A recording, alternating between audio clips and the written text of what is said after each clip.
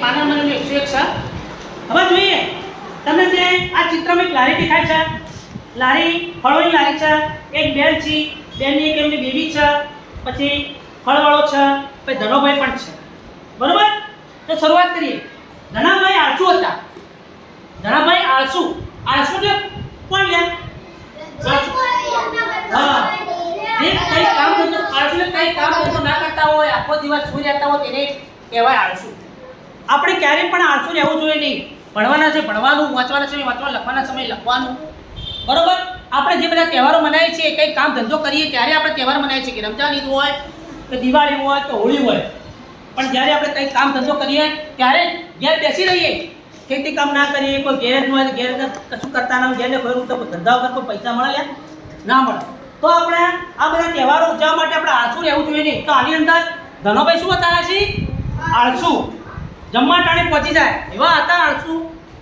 ધનોભાઈ કે કોઈકના ઘેર કોઈ બીજાના ઘેર જમવાનું હોય તો જમવા પહોંચી જાય એવા આળસુ હતા. એકવાર કોઈકના ઘેર ગયા, બધા એની પર નારાજ થયા. નારાજ થઈ કારણ કે ધનોભાઈ તો આળસુ હતા, કશું કોઈ કામ ધંધો કરતા ના થાય, બધા નારાજ થઈ ગયા. મેં આવી ગયો ખાવા આવી ગયા, ખાવાનું ટાણે કશું કોઈ બોલે નહીં, મોઢાથી બોલે નહીં, પણ મનમાં તો રહે જ. એટલે આ ધનોભાઈ આવી ગયા, આ તો કોઈ કામ ધંધો કરતા નહીં, ખાવા સમય તો આવી જોઈએ. બધા એમની પર નારાજ થયા. સૌ કે ધનાને ખાવા ના આપો, એને ખાવાનું બતાવ્યો.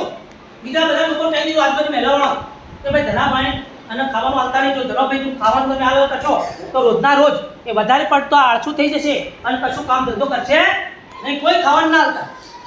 ખાધા વિનાના ધનાભાઈ આમ તેમ ફરતા, આપણા ખાધા વિનાના આમ તેમ ફરી જઈએ એ પટી જોવા છે તો કે કશું ખાવાનું મળ્યું નથી, પેટ બહુ દુખાય છે. ધનોભાઈ ઓમ જો તેમ જો કોના ઘેર જવું, આ તો બધા ના પાડી પાડી ઉભા રહ્યા. શું બધાથી ના પાડી પાડી ઉભા રહ્યા, કોના ઘેર જવું, ઓમથી ક્યાં ફરી ગઈ. ધનાભાઈ સમજી ગયા કામ કરીને ખાવ. પછી સમજ આવી ગયો ધનાભાઈ તો કામ કર્યા વગર તો કશું નથી, કોમ કરશો તો ખાવાનું મળે. અહીંયા હું આવું છું, તમને ભણાવું છું, એ મારું કામ છે. શિક્ષક તરીકે પણ ભણાવું છું 11 થી 5 એ મારું કામ છે. હું કામ ધંધો કરું, તમે ભણાવું, એના બદલા મને પણ પગાર મળે છે. એવી રીતે દરેક માણસે કામ ધંધો કરવો જોઈએ. પછી ધનાભાઈ સમજી ગયા કામ કરીને ખવાય, ના કોઈ કામ કરે. પછી ધનાભાઈ ચલો તમે કોઈ કામ કરીએ. ધનાભાઈ કરી હાથ લારી, આ રીતે હાથ લારી મળે. ધનાભાઈ આ કરી હાથ લારી, ફળો વેચે સાત પાડી અને ઊંચા ઊંચા અવાજ સાત પાડ્યો જોર જોરથી. પછી ધનાભાઈ રાજી, ગામ રાજી. પછી તો ધનાભાઈ ચાલુ કરી દીધી લારી ફળોની. કોઈ પણ કામ હોય, નાનું હોય કે મોટું હોય, એ કામ આપણે કરવું જ જોઈએ. એમ નથી કે ગેરેજનું કામ છે કે આનું કામ છે કે હાથ લારીનું કામ છે, આ તે મજૂરીનું છે, બધું ખેતી કામ બધો જ કામ કરવો જોઈએ. કોઈ કામ ખરાબ, બધો જ કામ સારો છે. પછી સાત પાડી પાડી લેવા પડે કે આપણે લો કોઈ ફળો, લો કોઈ ફળો. પછી ગામના લોકો હા ધનોભાઈ તો આળસુમાંથી એકદમ થઈ ગયા, કમ્પ્લીટ થઈ ગયા, એકદમ લેઝી હતા, એનાથી એકદમ ઉપર આવી ગયા અને આ તો કામ કરા થઈ ગયા. ધનાભાઈ રાજી અને પછી આખું ગામ રાજી. એક વાત સૌને સમજાય, કામ કરીને ગૌરવ થાય. જો ભાઈ એક વાત તમારે સમજી લેવાનું, તો કામ કર્યા એનું ગૌરવ થાય. ગૌરવ મતલબ ઇજ્જત બદલ.